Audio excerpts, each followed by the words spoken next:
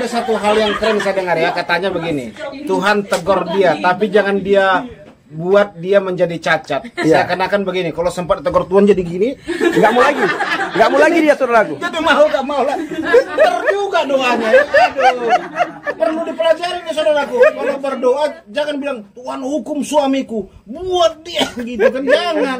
Sempat dia begini-begini gimana? Pinter. Ini cara doa yang pinter ini. Iya, saya masih ingat terus doa saya itu cuma gitu, Tuhan tegur dia. Tapi jangan buat dia cacat. Jangan inginkan nyawanya dan jangan buat dia cacat. Dengan cara Tuhan. Dengan cara Tuhan yang terbaik, bagaimana dia berubah. Ternyata Tuhan tegur dengan cara begitu, dan sampai saat ini dia benar-benar berubah. Sudah tinggalkan itu semua. Haleluya. Jadi ditegur Tuhan, jadi ganteng dia. Jadi ganteng. Haleluya. Dari dulu ganteng sih, Bang. Oke. Tidak ada satupun yang berani berkata, akulah jalan dan kebenaran dan hidup. Hanya Yesus yang berani berkata seperti itu. Ayo kita berpikir, siapa dia? Kenapa hanya dia yang berani berkata seperti itu?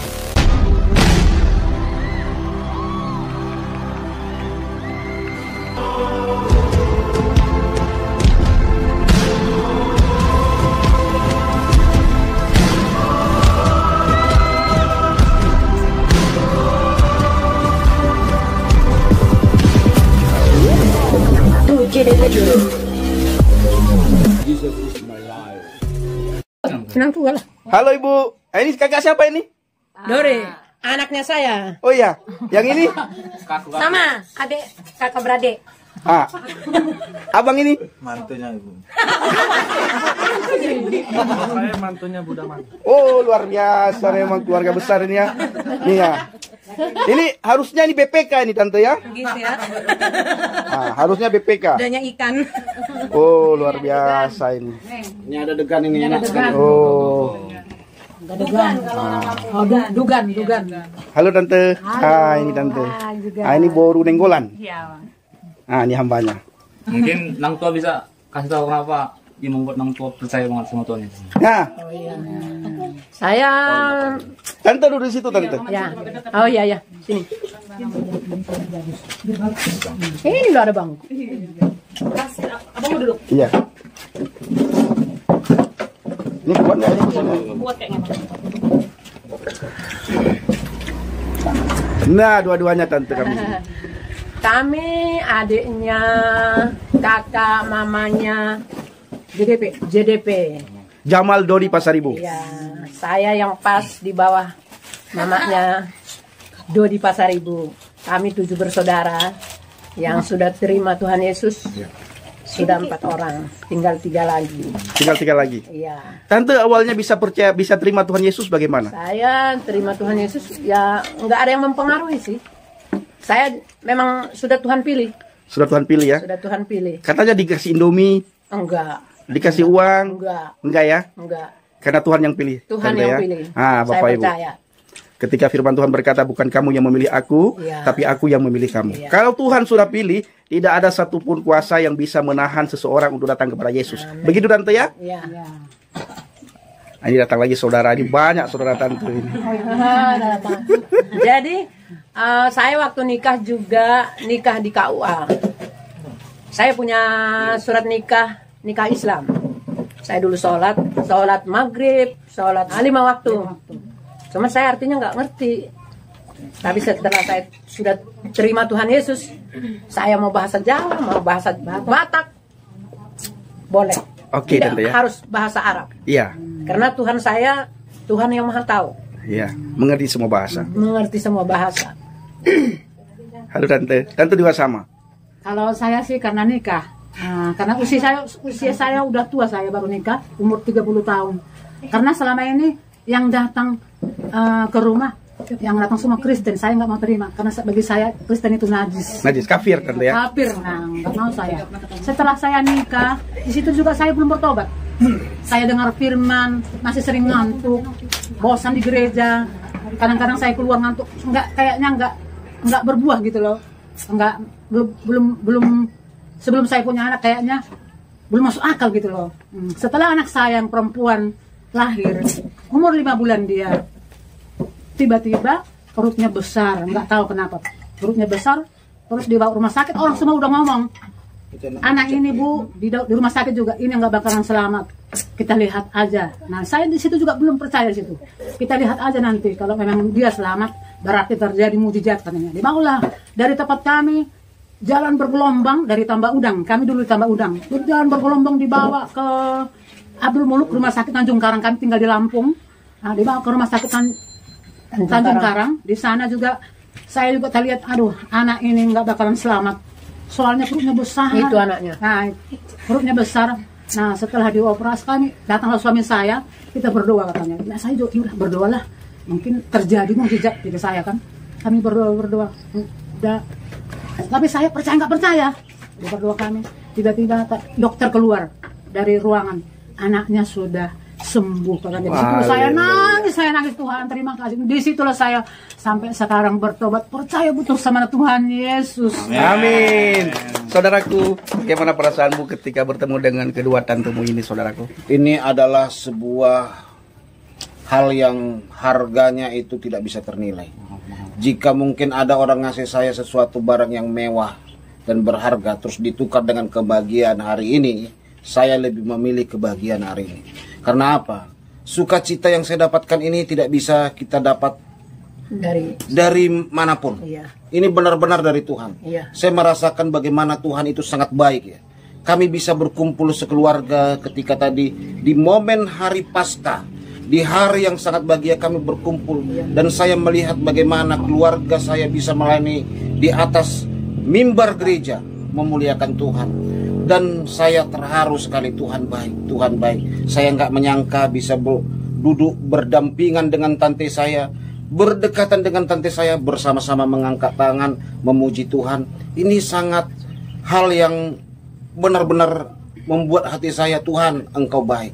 Saya hanya bisa berkata, terima kasih Tuhan, Engkau baik. Terima kasih Tuhan, Engkau baik. Luar biasa sekali ya, bagaimana Tuhan bekerja dengan dahsyat bagi keluarga kita kalau kita bersungguh-sungguh berharap kepada Tuhan. Oleh sebab itu, jangan pernah takut, jangan pernah gelisah. Ada Yesus. Amin. Ya, ada Yesus. Apa pesan buat orang-orang yang belum mengenal Yesus? Belum mengenal Yesus, pesan saya segeralah cari kebenaran. Karena begini, semua orang pasti kembali ke tanah. Dari tanah kembali ke tanah. Sehebat apapun engkau menjaga kesehatan, suatu saat pasti mati. Mungkin hari ini engkau masuk rumah sakit karena sakit, terus sembuh, pulang dari rumah sakit, ingat, suatu saat engkau pasti mati. Secantik apapun engkau, seganteng apapun engkau, suatu saat pasti mati. Yang menjadi pertanyaan, kemanakah engkau setelah meninggoy? Yes. Kemana? Ini yang menjadi pertanyaan. Karena hidup ini pasti sementara. Ya. Pasti sementara. Oleh sebab itu kita harus menentukan jalan kebenaran dan hidup yang harus kita pilih. Dan jelas sekali, jalan kebenaran dan surga itu ada di dalam Yohanes 14 ayat 6. Tidak ada jalan lain di luar Yesus. Jadi ketika kita meninggoy, pasti kita berada dalam Yesus dan pasti masuk surga. Itu menjadi pilihan yang tepat. Jangan mudah-mudahan, jangan semoga, tetapi kepastian. Hal yang perlu saudara pikirkan saat ini, bagi saudara yang belum kenal Yesus, pikirkan. Karena saudara pasti mati. Tidak ada manusia yang kekal hidupnya. Tidak ada. Seorang pun tidak ada. Sehebat apapun engkau, seperti saya katakan tadi, berolahraga, jaga kesehatan, bukan berarti tidak perlu jaga kesehatan ya. Bukan berarti tidak perlu berolahraga. Perlu. Tetapi ingat, pasti kita akan meninggal. Saya, saudara, penonton semua pasti akan mengalami itu. Yang menjadi pertanyaan, kemanakah kita setelah meninggal? Nah, saudaraku, saya ingin memberikan pesan satu hal ya. Dalam hari-hari ini kami bersama dengan Bang JDP, itu penginjilan dari desa masuk desa, dari kampung masuk ke pedalaman. Ketika bertemu dengan saudara kami yang belum percaya kepada Yesus, kami katakan satu hal. Setiap hari kita menghadap Tuhan, satu hari 5 kali. Belum lagi sholat sunat ba'diyah ataupun sholat sunat qabliyah. Tetapi ketika kita mati meninggalkan dunia ini, dalam kubur masih ditanyakan oleh malaikat Munkar wa Nakir, Ma Rabbuka, siapa Tuhanmu? Bagaimana mungkin malaikat bisa bertanya siapa Tuhan kita, sementara setiap hari kita beribadah kepada Tuhan? Ada apa ini? Adakah sesuatu yang disembunyikan sehingga malaikat bertanya, siapa Tuhanmu? Atau apakah selama ini kita salah dalam beribadahkah? Atau kita salah dalam menyembah Tuhankah? Atau kita tidak mengenal Tuhan? Sehingga malaikat bertanya, siapa Tuhanmu? Ini bagi saya satu hal yang harus direnungkan. Satu hal yang harus dipikirkan baik-baik. Ketika malaikat Mukawanaki bertanya, ma rabbuka, siapa Tuhanmu? Belum lagi malaikat Mukawanaki bertanya, mana miyuka, siapa nabimu? Apa kitabmu? Wa ma ikhwanuka, dan siapa saudara-saudaramu? Kita tahu semuanya. Sebelum kita mati kita sudah tahu. Tuhan kita itu Allah. Karena kita beribadah kepada Dia. Habis itu kita juga tahu kitab kita Al-Quran. Karena kita sering membaca kitab Al-Quran. Kita juga tahu ikhwana, saudara-saudari kita adalah muslim-muslimah. Tetapi kenapa malaikat bertanya di dalam kubur, siapa Tuhanmu? Padahal kita masa hidup di dunia ini tiap saat beribadah menghadap Tuhan. Ketika kita takbir, ketika kita takbiratul ihram, mengangkat kedua tangan kita, Allahu Akbar, Allah Maha Besar. Tapi begitu mati, masih ditanya juga oleh malaikat, ma rabbuka. Ayo kita renungkan sama-sama. Saya sudah bertobat juga, sudah percaya kepada Tuhan Yesus, karena satu-satunya thariq ilal jannah adalah Yesus Kristus. La ahadan yadhabu ilal abi ilal bi. Tidak ada seorang pun yang bisa datang kepada Bapa kalau tidak melalui aku. Tante, ada pesan apa? Ya, pesan saya, mari kita sudah kenal Tuhan yang sangat baik. Kita semakin setia, sungguh-sungguh di dalam Tuhan. Amin. Tuhan hanya menginginkan hati kita yang setia. Itu aja yang Tuhan tuntut. Mari kita sama-sama bergandeng tangan, berpaut hanya kepada Tuhan, percaya hanya kepada Tuhan Yesus, jalan keselamatan. Amin. Nah, itu menantu saya dari Budi juga. Tante, apa pesannya? Pesan saya, kami sudah diselamatkan, tapi 4 orang. Kami rindu keluarga kami semua menerima Tuhan Yesus. Amin. Jadi Tante, saya berpesan juga kepada Tante, jangan pernah jemu-jemu membawa keluarga yang belum terima Yesus kepada Tuhan. Doakan mereka bila perlu, ambil waktu untuk berpuasa, doa puasa, supaya saudara-saudari kita yang lain yang belum mengenal Yesus, mereka bisa mengenal Yesus. Kisah para rasul itu ya dan amin. 1 orang bertobat, seluruh isi rumahnya diselamatkan. Saya ingat dulu saudara saya ini Bang JDP, awal-awalnya satu keluarga itu beliau tok sendiri yang bertobat terima Yesus. Beliau diusir, beliau sangat hidup dalam kekurangan setelah percaya kepada Yesus, benar-benar memikul salib yang sangat luar biasa. Orang lain mungkin tidak sanggup, tetapi ada satu hal yang beliau tunjukkan, yaitu perubahan budi, perubahan karakter. Sehingga mama Bang JDP ketika melihat perubahan karakter yang dialami oleh Bang JDP, mama bisa bertobat percaya kepada Yesus. Dan juga keluarga yang lain, ada Fitri, ada Mona belum.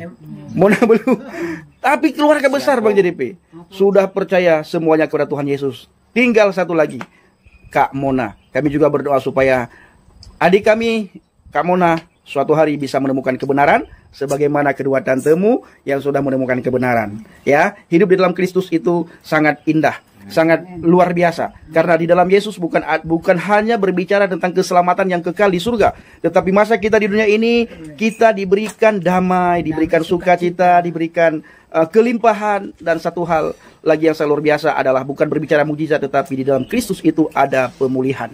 Ya, nah Bapak Ibu, ada pujian yang sering saya katakan, menyolong minta damai, hanya merempet dalam Yesus. Menyolong minta senang hati, hanya merempet niba Yesus. Hana lain petenang hati long, hana lain petenang pikiran long, hanya Yesus jawaban udep long. Itu Bapak Ibu dalam bahasa Aceh. Mungkin dalam bahasa Indonesia bisa dinyanyikan oleh saudara saya Bang JDP.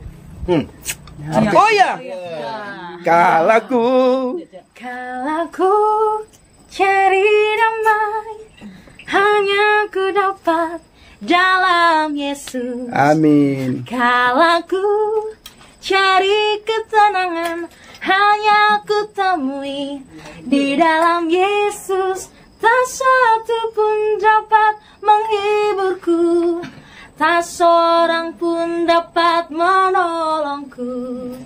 Hanya Yesus jawaban hidupku. Haleluya, hanya Yesus jawaban hidup kita. Yes, amen. Bapak Ibu, saya ingin memperkenalkan boru kita ini. Boru kita ini salah satu dipilih dari gereja. Saya dengar cerita tadi bahwa dia ini akan mengikuti acara sampai ke Papua. Dia ini artis rohani yang dipakai oleh Tuhan juga secara luar biasa. Mungkin baru kamu bisa minta dukungan dari para subscriber Bang Pendi. Abang, silakan. Untuk para subscriber, saya ucapkan selamat Hari Paskah untuknya. Saya di sini kenalkan diri, saya Angel Inforences Sitinjak. Mohon dukungannya para subscriber dimanapun berada, para fans Pak Effendi, yang sangat suka dengan Pak Effendi, khususnya mendukung saya untuk lomba PES Parawi di Papua Barat. Kemungkinan di tahun 2026. Haleluya. Saya meminta kepada subscriber JDP Channel 150.000 lebih, meminta supaya kita dukung adik kita Angel siapa? Sitinjak Ya. supaya juara PES Parawi. Dan juga dari channel Angel Habaget. Ya. Yang sudah 300 Mungkin yang mau dengan couple kaosnya PES Parawi LPPD langsung siap. chat Pak Ya, baru. Effendi. Baru Nenggolan. Silakan kamu nyanyikan Ini sebuah WL. pujian. Ini WL kita yang luar biasa, Bapak Ibu ya. Ditembak. Kekasih jiwaku, sungguh ku percaya padamu, karena kasihmu padaku, kau tebus dosaku. Dari terbitnya matahari dan sampai terbenamnya, kami bawakan lagu pujian, Yesus kan namamu. Dengan gendang ku puji dengan kecapi. Oh, ku bernyanyi haleluya, Yesus kekasihku. Haleluya, terima kasih.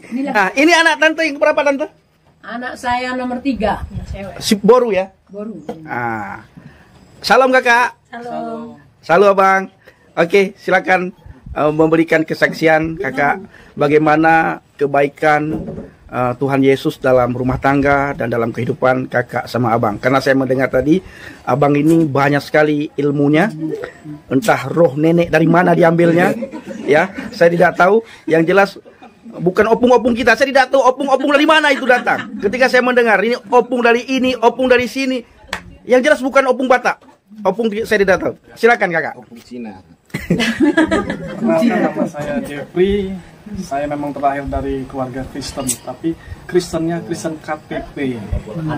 Saya memang datang ke gereja, tapi saya tidak mengerti apa isi itu firman Tuhan. Saya masih berburu sana sini, menuntut ilmu,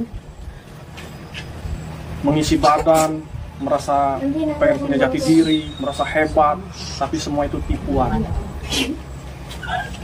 Saya sudah menikah sama istri saya, tapi saya masih melakukan hal-hal yang Tuhan tidak suka, yaitu menduakan Tuhan, karena Tuhan tidak suka diduakan.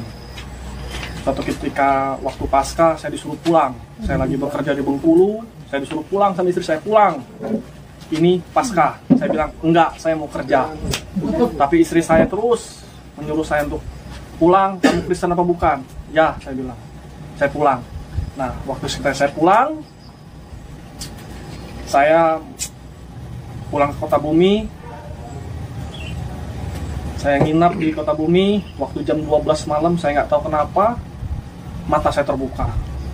Saya bisa melihat semua hal-hal gaib, yaitu jin-jin, segala setan-setan. Saya bisa lihat semua apa yang ada di badan saya, yang saya perguruin. Isi cincin, batu cincin saya yang ada isinya, semuanya yang ada dalam tubuh saya bergejolak keluar semua. Jadi saya merasa, saya hebat, saya bisa, saya lawan dengan ilmu-ilmu saya. Hanya Tuhan cuma melihat sampai di mana kamu bisa. Dan sampai malam itu saya nggak tidur, saya frustasi, saya masih bergumul melawan setan-setan yang ada, saya lihat itu. Dan orang tua saya, mami saya, ngelihat saya kayak orang gila. Dia telepon pendeta, dia kasih tahu kejadian saya. Dan pada waktu besoknya ke gereja itu, saya datang ke gereja, tapi saya tidak konsen. Saya tidak bisa menyimak apa itu firman-firman Tuhan itu. Jadi saya dengan masih bergumul aja dengan setan-setan itu. Jadi satu ketika pendeta itu doain saya, wah saya merasa pingsan, saya jatuh, saya bangun lagi, saya merasa kurang yakin, wah pendeta ini tidak bisa bantu saya untuk ngeluarin apa yang ada dalam tubuh saya ini. Jadi saya paksain, saya pergi lagi ke pendeta, saya minum anggur perjamuan, roti perjamuan, saya muntah, saya keluar, itu kayak cacing-cacing itu. Di situ saya, wah masih merasa hebat, saya keluarin ilmu saya tantang yang guru-guru saya yang merogoh sukmo itu. Sekarang saya bisa lihat dia orang kan, rasa jengkel saya keluarin ilmu saya. Tapi Tuhan masih menontonin saya, sampai di mana kamu bisa lakukan ini semua, sampai di mana Tuhan pengen tahu, sampai di mana kamu minta tolong sama Tuhan. Di situ saya udah 2 hari saya nggak tidur. Di situ saya bergumul terus. Saya panggil, saya teleponin guru-guru saya untuk bantu saya, tapi semuanya sia-sia. Di waktu pagi, keadaan saya sudah mulai parah. Tapi disitulah saya bertekuk lutut di hadapan Tuhan. Tuhan, saya serahkan hidup saya. Pas hari Paskah juga itu kan? Pas hari Paskah Bang ya? Pas hari Paskah, saya serahkan hidup saya Tuhan. 10 tahun yang lalu. 10 tahun yang lalu. Saya berserah sama Tuhan, saya berdoa. Di situ saya tidak tahu kenapa saya pingsan. Dunia ini gelap gulita. Yang cuma saya lihat cuma hanya setan yang ingin menarik jiwa saya. Tapi saya bertobat, saya bilang Tuhan, saya mau andalkan Tuhan. Tuhan, saya bertobat.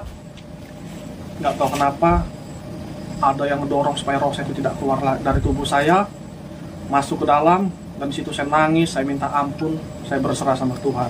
Saya tidak andalkan guru-guru saya lagi, saya tidak andalkan kekebalan saya tidak andalkan semua yang ada. Saya berguru, saya berkata kalimat syahadat, saya dimandiin, ditampah, wah semuanya saya buang semua.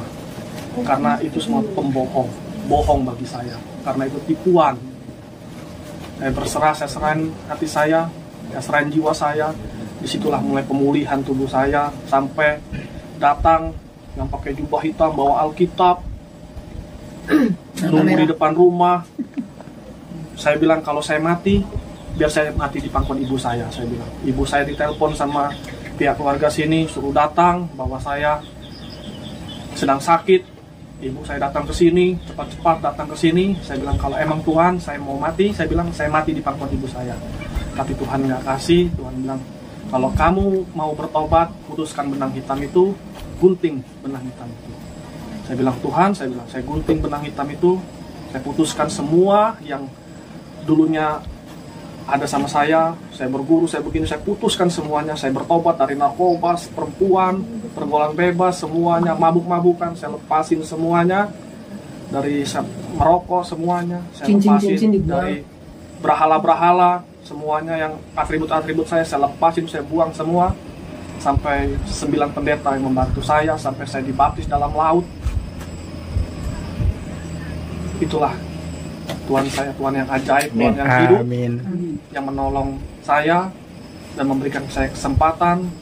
Dan juga waktu corona itu corona penyakit yang delta yang luar biasa, yang oksigennya memerlukan oksigen yang banyak. Saya menderita corona itu. Ya itulah Tuhan masih kasih kesempatan buat saya lebih lagi untuk menjaga bait Allah ini, untuk saya benar-benar sungguh-sungguh datang kepada Tuhan. Walaupun banyak masih kekurangan dalam hidup saya, tapi saya mau berubah. Amin. Saya mau sungguh-sungguh ikut Yesus. Sungguh-sungguh lagi, karena Tuhan sudah kasih mukjizat dalam hidup saya masih bisa bernafas sampai pada hari ini semua karena anugerah Tuhan. Amin, haleluya, terima kasih. Nah ini Bapak Ibu ya, itu jelas sekali firman Tuhan berkata, gelap dan terang tidak akan bisa bersatu ya. Kalau kita ikut Yesus itu harus sepenuh hati kita ikut Yesus, benar-benar kita ikut Yesus. Tidak boleh lagi hati kita mendua, kita pelihara jin-jin, kita berguru dan segala macam, karena tidak akan bisa bersatu dan tidak mungkin bisa menyatu antara gelap dan terang. Kuasa kegelapan dan kuasa Tuhan itu tidak akan bisa dipertemukan. Nah, bagaimana perjuangan kakak ketika menghadapi abang yang begitu luar biasa, main perempuan lah dia tadi dibilangnya, saya yang dengar, saya laki-laki yang dengar jengkel, ya. langsung pengen langsung sampaikan supaya jangan terlewatkan. Hampir lupa tadi nanya istrinya. Ya, benar. Apa Kak? Apa yang kalian lihat pada abang ini? Ya, kalau bertahan sampai saat ini ya karena kata Tuhan kan kalau sudah dipersatukan Tuhan tidak bisa Oh, weh, luar biasa. Haleluya. Ini memang kata-kata magic ini ya. Haleluya, luar biasa. Oke Kakak, terima kasih. Apa lagi Kak? Ya kalau saya kemarin itu menghadapi dia dengan semua kelakuan dia, main perempuan, judi, ngerokok, narkoba, bahkan ilmu-ilmu, saya terus terang, apalagi ilmu menentang. Di rumah mertua aja, dia mau pakai cara dia itu, saya nggak peduli mau di rumah mertua, kalau karena ini ribut pun nggak apa-apa. Saya memang anti dengan yang seperti itu. Jadi saya cuman saya nasihatin, saya omongin sampai mertua juga ngancem dia, kamu nggak berubah, saya keluarkan dari kakak, saya tidak anggap kamu anak, mati pun saya tidak perlu kamu datang.